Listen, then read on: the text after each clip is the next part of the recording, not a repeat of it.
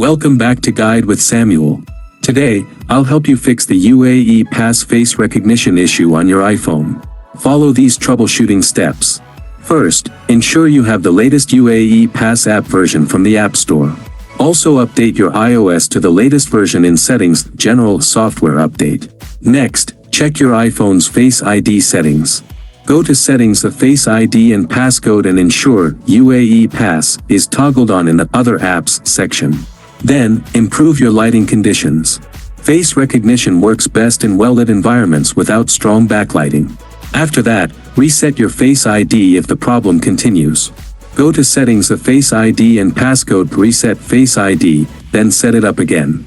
If still not working, delete and reinstall the UAE Pass app. You'll need to log in again, but this often fixes persistent recognition issues. As a last resort, contact UAE Pass support through their website or call center. They can check if there are account-specific issues. If these steps resolve your Face ID problem, please like and subscribe. Thank you for watching.